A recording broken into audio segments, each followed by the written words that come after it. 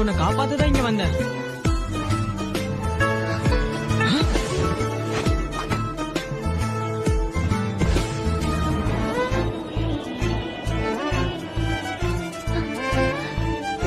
அப்புறம் ஏன் என்னை எப்பவும் இக்னோர் பண்ணிட்டே இருந்த? நீ ரொம்ப ஸ்ட்ராங்கானவ, அதனால நீயே உன்னை பாத்துப்பேங்கிற ஒரு தைரியம் தான்.